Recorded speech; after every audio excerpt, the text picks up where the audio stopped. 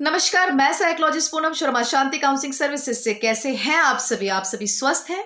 आप सभी के बेहतर स्वास्थ्य की कामना मैं ईश्वर से सदैव करती रहती हूँ। मैं प्रार्थना करती हूँ प्रभु से कि आप सभी ऐसे ही खुश रहें, मुस्कुराते रहें और आप सभी का प्यार, आप सभी का सपोर्ट मुझे ऐसे ही निरंतर मिलता रहे, आगे भी मिलता रहेगा। इस बात का फुल कॉन्फिडेंस है मुझे। आज का टॉपिक उन सभी के लिए बहुत ज्यादा इंपॉर्टेंट है जो अपनी इंटीमेसी पर बात करने पर बहुत संकोच करते हैं, हिचकिचाते हैं, जिनको लगता है कि सेक्सुअल टॉपिक पर बात करना उचित नहीं है। सेक्सुअल लाइफ को छुपा के रखते हैं, हाइड करके रखते हैं, चाहे फिर वो कितनी ही आपके लिए प्रॉब्लमैटिक क्यों ना बन जाए। ऐसा नहीं है।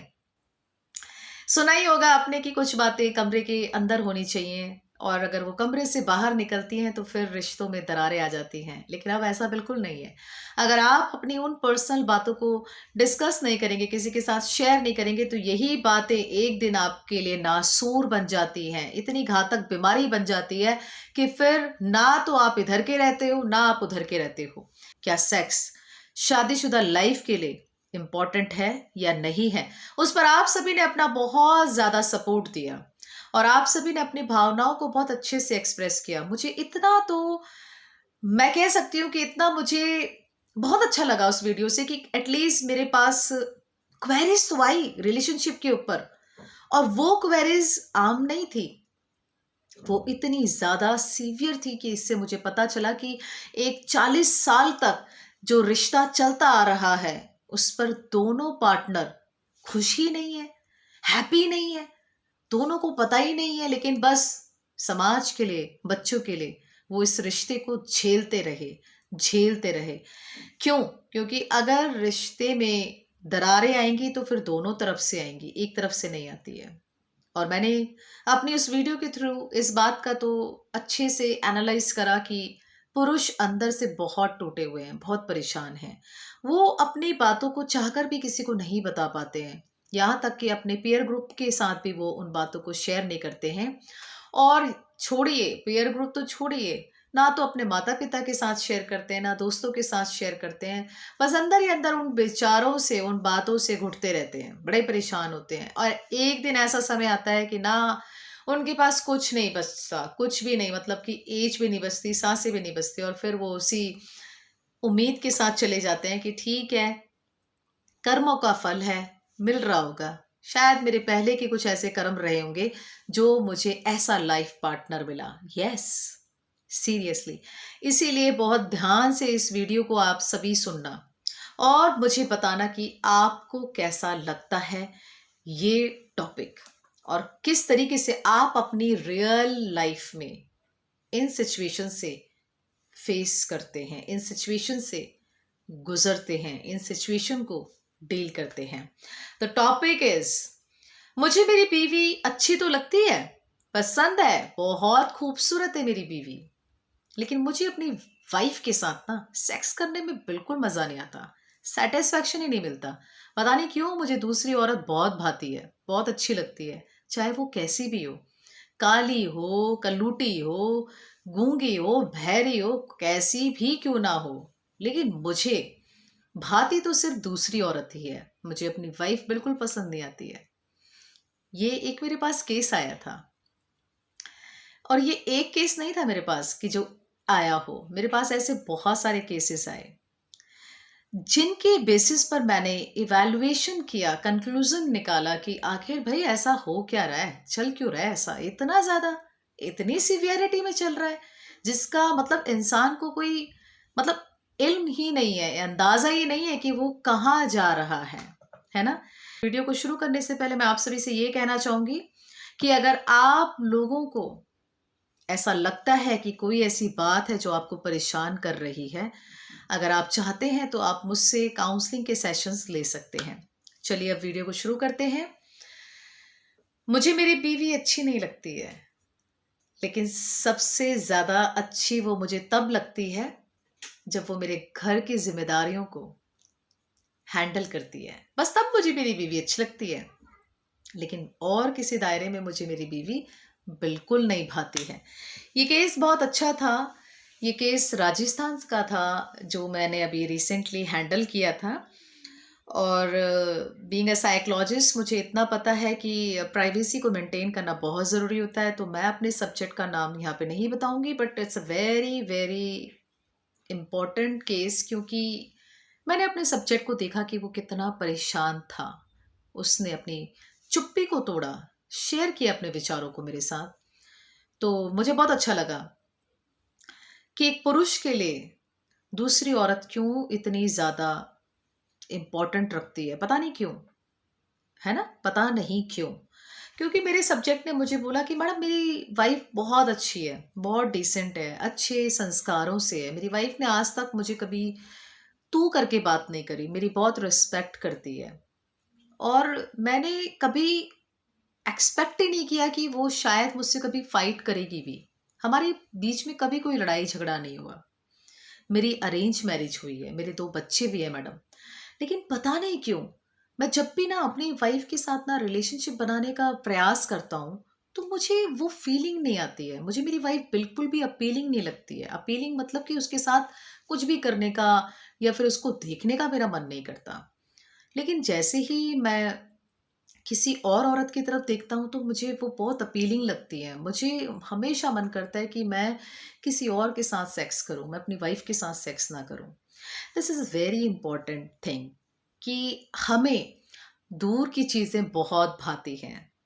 ये बात नोट करिएगा आप, लिख लीजिए कि दूर की चीज़ें मतलब कि जो हमारे पास नहीं है, उस चीज़ के पीछे इंसान भागता रहता है। उसको प्राप्त करने के लिए ना सारे एफर्ट करता है। हर वो प्रयास करता है जो उसके रीच में भी नहीं होते। क्यों? क्योंकि उसको उसको प्राप्त करना होता है। उसके लिए वो एक प्लेज़र है। उसके लिए एक वो डिज़ायर बन जाती है, और जहाँ पे ना डिज़ायर बन जाती है ना, तो उस केसेस पे क्या होता है कि हम हर वो काम करने के लिए तैयार होते हैं जो हमारे दायरों से भी बाहर होते हैं।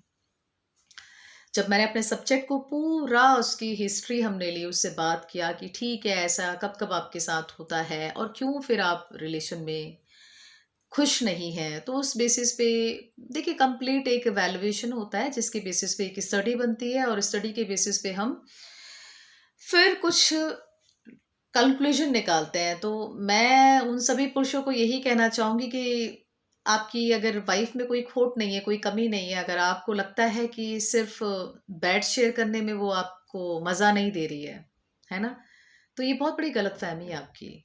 क्योंकि जब आपको ये पता चलेगा कि जो दूर की पर्सनैलिटी है, जो मतलब कि आपकी एक ऐसी इच्छा है जिसे शायद ही आप कभी प्राप्त कर पाओ। तो कहते हैं ना कि देखने से आप वो सेक्स प्राप्त नहीं कर सकते किसी से, या फिर उस हार्मोन को कंट्रोल नहीं कर सकते, क्योंकि अपीलिंग होना या ना होना सब कुछ हमारे इमोशंस के ऊपर डिपेंड करता है। जब हम सेक्स के थॉट को डेवलप करते हैं, चाहे आप पॉर्न वीडियो के थ्रू डेवलप कीजिए, चाहे आप किसी को देखते हुए डेवलप कीजिए, चाहे आपको लगता है कि किसी को इमेजिन करके आप कुछ डेवलप कर रहे हैं ना, तो हमारा जो सेक्स हार्मोन होता है, जिसे हम कहते हैं ऑक्सीटोसिन हार्मोन, वो इंस्टेंट रिलीज हो जाता है। और जैसे ही वो रिलीज होता है ना, तो वो आपको एक प्लेजर की फीलिंग देता है, और जब प्लेजर की फीलिंग आपको मिलती है, तो वो पर्सन आपके लिए बड़ा अच्छा लगता है। आपको बार बार उसके साथ वो फीलिंग शेयर करने का मन करेगा, जो शायद आप अपने एक्चुअल पार्टनर के साथ नहीं कर पाते हैं। क्यों? क्योंकि वो पर्सन आपके पास 24 आवर्स नहीं होता, यानी कि उसकी अवेलेबिलिटी बहुत शॉर्ट टर्म के लिए होती है, और जो शॉर्ट टर्म वाली अवेलेबिलिटी होती है ना, वो हमारी कभी भी एक बेसिक नीड नहीं बन पाती, वो सिर्फ और सिर्फ डिजायर बन के रह जाती है ना?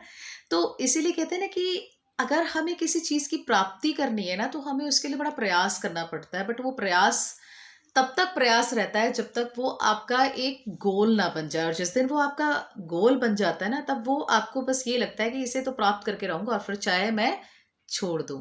जैसा कि हर कॉम्पिटिटिव वर्ल्ड में जब बच्चा जाता है, कोई भी यंग बच्चा जाता है, और वो लगता है कि उसको मैं इस कॉम्पिटिटिव एग्जाम को क्रैक कर लूंगा, तो उसके माइंड में ना एक गोल सेट करता है वो, कि मैं इसको क्रैक करके रहूंगा, मैं तभी अपनी एक कहते हैं ना कि चैन की सांस लूंगा। यही एक पुरुषों के अंदर भी एक ये डिजायर डेवलप हो जाती है कि बस यार वो मुझे बड़ी पसंद है, उसके देखने का तरीका बहुत अच्छा है, उसकी बात करने का तरीका बहुत अच्छा है, उसका ड्रेसिंग सेंस बहुत अच्छा है, वो मतलब ऑल राउंडर है वो, एक कंप्लीट पैकेज है वो। लेकिन पता नहीं क्यों मेरे माँ-बापों ने मेरी इससे शादी क्यों करा दी। ये बिल्कुल भी उस तरीके से मुझे कंफर्ट ज़ोन देती ही नहीं है। इसका ड्रेसिंग सेंस भी अच्छा नहीं है, बात करने का तरीका भी अच्छा नहीं है। जैसे ही मुँह खोलती है तो लगता है पता नहीं कौन गँवार बात कर रही है ना? तो this is the main reason कि कभी-कभी ना हम ना चाहते हुए भी उन रिश्तों में बंध जाते हैं जिनसे हमारी कभी कोई फीलिंग नहीं होती है। ये तो एक केस है कि नेगेटिव एनवायरनमेंट क्रिएट ऑलरेडी हुआ हुआ है, तो आपको दूसरी कोई भी लड़की, कोई भी औरत हो, कोई भी एक्स, वाई, ज़ेड कोई भी, वो आपको अच्छी लगेगी ही लगेगी। क्यों? क्योंकि पहले से ही आपको आपकी वाइफ़ के लिए नेगेटिव थॉट्स ऑलरेडी डेवलप हैं। लेकिन इस केस में क्या कि जब इंसान बोल रहा है कि मेरी वाइफ में कोई कमी नहीं है, वो अच्छी है, सुंदर है, अच्छा ड्रेसिंग सेंस है और बहुत अच्छे से मेरे घर को मैनेज करती है, मेरे बच्चों को मैनेज करती है, लेकिन फिर भी मुझे उसके साथ सेक्स करने में मज़ा नहीं आता। मुझे सेक्स ना दूसरी के साथ करने में मज़ा आता है, यानी कि मुझे अपनी वाइफ के साथ कोई सैटिस्फैक्शन मिलता ही नहीं है। तो ये उस सब्जेक्ट का क्वेश्चन था कि मैडम मैं क्यों दूसरी औरत की तरफ अट्रैक्ट होता हूँ? क्यों मैं मेरी वाइफ़ की तरफ अट्रैक्ट नहीं होता हूँ? तो इसका रीज़न यही है क्योंकि आप अपनी वाइफ़ की तरफ अट्रैक्ट होना ही नहीं चाहते हो। अब आपका एक कहते हैं ना कि रोज़ इंसान दाल-चावल खाया जा रहा है, दाल-चावल खाया जा रहा है, तो जब वो उस चीज़ से ऊब जाता है, उसका मन भर जाता है ना, तो वो फिर शायद ही दाल-चावल खाए। वो नहीं खाता है, फिर वो सोचता है कि कुछ टाइम के लिए ब्रेक ले लेता हूँ, अब मैं चाइनीज़ को प्रेफ़र करता हूँ। लेकिन रिश्तों में तो ऐसा नहीं चलता ना, कहते हैं ना कि जब शादी हो गई तो हो गई। या तो आप उसके लिए लॉयल हो जाओ, नहीं तो आप उस रिश्ते से सेपरेट हो जाओ। तो मेरी यही एडवाइस है कि कुछ चीज़ों में ना थोड़ा-सा बैलेंस बना के चलने की ज़रूरत होती है। अगर आप सेक्स को एक अपना बेसिक नीड बना चुके हो और वो भी उस दायरे से कि जो आपके कंट्रोल में नहीं है, आपके रीच में नहीं है, तो कोई गारंटी नहीं है कि वो आपके लिए प्रॉब्लम ना बने। प्रॉब्लम भी बन सकती है क्योंकि हर बार आप किसी से एक नीड एक्सपेक्ट कर रहे हो जो कि आपके रीच में नहीं है और जो आपके रीच में है आप उसके साथ बात नहीं कर रहे हैं। आपने उसके साथ इतना बड़ा गैप बना लिया है कि बस आप हो, you are the superior one. आप तो बिल्कुल एक अच्छा और कंप्लीट पैकेज हो, आपके अंदर कोई कमी ही नहीं है ना? क्यों? क्योंकि आपने ना अपनी वाइफ़ के साथ ना इतना ज़्यादा गैप बनाया हुआ है। ना आप उससे बात करने का प्रयास करते हो, ना आप उसके साथ मिलकर रहने का प्रयास करते हो, ना आप उसके साथ कुछ शेयर करते हो, फीलिंग्स भी नहीं। एट लीस्ट जो आप दूसरी पर्सनैलिटी से, दूसरे पर्सन से एक्सपेक्ट कर रहे हैं, अगर वही चीज़ें आप थोड़ा-सा बात करके अपनी वाइफ़ के साथ शेयर करेंगे, तो हो सकता है आपकी वाइफ़ आपके लिए खुद को बदलने का और प्रयास करे, अपने आप को मॉडिफ़ाई करे। तो ज़रूरी हो जाता है आप दोनों एक साथ बैठिए, बातें करिए और अगर आपको लगता है तो आप लोगों को काउंसलिंग के सेशंस अटेंड करने चाहिए। किसी भी तरीके से इसमें हिचकिचाने की ज़रूरत नहीं है। आप अपनी बातों को अच्छे से शेयर कर सकते हैं और इस बात का फुल कॉन्फिडेंस आप लोगों को होना चाहिए कि आपकी जो प्राइवेसी है, वो आपके और काउंसलर के बीच में या फिर साइकोलॉजिस्ट के बीच में ही रहती है ना? आपकी कोई प्राइवेसी किसी थर्ड पार्टी को लीक नहीं करी जाती है। तो इस बात के लिए तो आप निश्चित रहें। तो ज़रूर शेयर करें क्योंकि instead of you are wasting your important time just to think कि वो मेरी हो जाए, मैं उसका हो जाऊँ, वो मुझे मिल जाए, इससे अच्छा तो आप अपनी वाइफ़ से वो डिज़ायर एक्सप्रेस करें। डिज़ायर कि आप एटलीस्ट कुछ तो बात करें जिससे कि आप किसी और से अपनी एक्सपेक्टेशन को पूरा करने के बजाय आप अपनी वाइफ के साथ वो एक्सपेक्टेशन को पूरा करके देखिए। थोड़ा-सा अपनी उन इच्छाओं को शेयर करें, जो आप दूसरे से एक्सपेक्ट कर रहे हैं। ज़रूरी हो जाता है। तो ये एक बेसिक कॉन्सेप्ट है कि वही इंसान भाता है जो कभी हमारा हो नहीं सकता और जो हो सकता है, उसके हम होना नहीं चाहते हैं। बहुत फ़र्क है एक सच्चे प्यार में और एक झूठी ख्वाहिशों को पूरा करने में, है ना? सपना भी देखिए तो इस तरीके से तो देखिए कि सपना कम से कम आपकी हकीकत में तो बने। वो सपना देखने से क्या फ़ायदा जो सिर्फ़ रात आए और सुबह होते ही ख़त्म हो जाए, है ना? तो इसीलिए मैं आप सभी से यही कहना चाहूँगी कि सेक्स के ऊपर बात करना बहुत ज़रूरी हो जाता है। सेक्स के ऊपर अगर आप लोग एक समय सीमा के अंतर्गत बातें नहीं करेंगे तो यही सेक्सुअल प्रॉब्लम आपकी एक डिसीज़ में कन्वर्ट हो जाती है और वो डिसीज़ फिर ट्रीटेबल हो या ना हो, ये प्रॉपर डायग्नोस जब बनता है तभी देखा जा सकता है, उससे पहले नहीं देखा जा सकता। क्योंकि मैंने काफ़ी लोगों को देखा है जब वो सेक्सुअल प्रॉब्लम को शेयर नहीं करते हैं किसी के साथ, डिस्कस नहीं करते हैं साइकियाट्रिस्ट के साथ या फिर सेक्सोलॉजिस्ट के साथ या फिर साइकोलॉजिस्ट के साथ, तो वो प्रॉब्लम उनकी फिर इतनी ज़्यादा प्रॉब्लम बन जाती है कि वो बहुत ज़्यादा मेंटल डिस्टर्बेंस से परेशान होते हैं। और वही मेंटल डिस्टर्बेंस उनके कॉग्निशन को बड़ा इम्पैक्ट करती है, और जब कॉग्निशन के ऊपर यानी कि हमारी मेंटल एबिलिटी इम्पैक्ट होने लगती है, तो फिर हमारी अपनी जो पर्सनल लाइफ होती है वो बहुत डिस्टर्ब हो जाती है, बहुत ज़्यादा।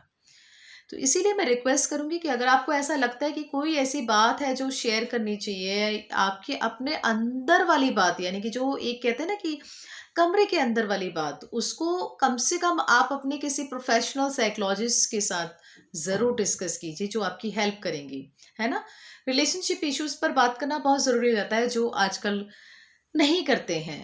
पहले तो देखिए बिल्कुल नहीं किया जाता था, बट आजकल करना ज़रूरी हो गया है, क्योंकि यही चीज़ें ना हमें आफ्टर मैरिज बहुत परेशान करती हैं, बहुत ज़्यादा परेशान करती हैं। बिफोर मैरिज भी काउंसलिंग होनी चाहिए, क्योंकि आजकल के बच्चे शादी बिना सोचे समझे कर रहे हैं। सिर्फ क्या देख रही हैं आजकल की लड़कियां कि अच्छा पैसे वाला बंदा होना चाहिए, है ना?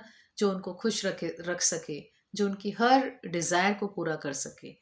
इन सब चीज़ों से ना बहुत मुश्किल हो जाता है बाहर निकलना, बहुत मुश्किल हो जाता है। और आजकल जो भी मेल है ना, वो उसकी भी यही एक्सपेक्टेशन है कि बस मुझे वाइफ मिले तो वो मेरी जैसी होनी चाहिए, कि बिंदास, बिल्कुल बिंदास। कोई ऐसी रिजिड मेंटालिटी उसके साथ नहीं होनी चाहिए कि मैं ऐसे नहीं कर सकती, मैं वैसे नहीं कर सकती। बस जैसा मैं उसे बोलूँ वो वैसा-वैसा करते जाए। तो जितनी ज़्यादा मॉडर्न लाइफ में हम लोग एंटर कर रहे हैं, उतनी ही ज़्यादा इस परिस्थितियों के साथ भी हम अपनी लाइफ से परेशान हो रहे हैं। जिसे कहते हैं कि लग्ज़रियस लाइफ मतलब कि भाई सब कुछ चाहिए, गाड़ी बंगला तो चाहिए ही चाहिए, लेकिन अच्छी बीवी, अच्छा पार्टनर भी चाहिए, जो हमारी सेक्सुअल नीड को पूरा कर सके। अच्छा, आप लोगों से मेरा एक क्वेश्चन है, नेक्स्ट वीडियो पर ना इस क्वेश्चन के ऊपर हम डिटेल में बात करेंगे कि क्या सच में सेक्स लाइफ के लिए एक ज़रूरी पार्ट है? ज़रूर बताइएगा आप मुझे। क्या सच में सेक्स लाइफ का प्राइमरी, कहते हैं कि क्या सच में सेक्स लाइफ का प्राइमरी सोर्स है? ज़रूर बताइएगा। अगर मुझे ज़्यादा कमेंट आए, अगर 100 कमेंट पूरे हो गए कि सेक्स लाइफ के लिए ज़रूरी है या नहीं है, तो मैं उस पर फटाफट एक लाइव टेलीकास्ट लेकर आऊँगी, जिस पर हम बात करेंगे लाइफ की, क्यों बाकी लोगों के लिए, कह सकते हैं कि स्पेशली अगर देखा जाए तो पुरुषों के लिए क्यों सेक्स एक प्राइमरी नीड बनता जा रहा है और फीमेल के लिए इतना ज़्यादा वो इम्पोर्टेंट नहीं रखता। तो देखते हैं कितने आपके लोगों के कमेंट आते हैं। क्या आप सच में चाहते हैं कि मैं इस टॉपिक पर बात करूं? अगर चाहते हैं तो ज़रूर अपना लाइक शेयर सब्सक्राइब करिएगा, ज़रूर कमेंट शेयर करिए कि क्या आपको इस टॉपिक पर वीडियो चाहिए या नहीं चाहिए। क्या आप चाहते हैं लाइव इस पर बात हो कि क्या सेक्स लाइफ की प्राइमरी नीड है या नहीं है? अगर है तो बताइएगा, रिस्पॉन्स करिए और अपने विचार इस वीडियो के साथ भी ज़रूर शेयर कीजिए कि कैसी लगी आपको ये वीडियो, कि क्यों इंसान यानी कि मर्द दूसरी औरतों की तरफ अट्रैक्ट होता है। तो उसका रीज़न यही है, क्योंकि आप अपने पार्टनर के साथ बहुत गैप में रहते हैं। आप अपने पार्टनर के साथ अच्छे से फ्रीडम वाली, वो जो कहते हैं ना, एक एक्सप्रेस वाली फीलिंग, एक आज़ादी वाली फीलिंग, वो नहीं महसूस करते हैं। करिए, तो धीरे धीरे ये जो आपके विचार है ना, उनमें चेंज आना निश्चित है। Thank you so much. If you want to consult regarding relationship issues with me, तो आप कांटेक्ट कर सकते हैं। मैंने अपना नंबर डिस्क्रिप्शन बॉक्स में शेयर किया हुआ है, उसके थ्रू आप पेड कंसल्टेशन ले सकते हैं, ओनली पेड कंसल्टेशन। कोई भी इस तरीके के मेरे पास आप मैसेज मत करिएगा कि मैडम क्या फ्री में एडवाइस मिल सकती है या फिर फ्री में आप बात कर सकती हैं। बिल्कुल भी नहीं, क्योंकि मैं रिक्वेस्ट करती हूँ, समय सबके लिए बहुत इम्पॉर्टेंट है। जब प्रॉपर काउंसलिंग के सेशन होते हैं तो उसमें एक अच्छा समय लगता है, कम से कम 30-40 मिनट्स तो लगते ही हैं किसी को समझने में। और उसके बाद फिर आपकी जब थेरेपी स्टार्ट होती है तो उस पर भी समय लगता है। तो इसीलिए समझिए, किसी की एक टाइम ड्यूरेशन होती है। तो मैं इतना ही आपसे कहूँगी कि अगर आपको ये वीडियो अच्छी लगी तो मेरे इस वीडियो को लाइक शेयर सब्सक्राइब ज़रूर करिएगा। नमस्कार, थैंक यू।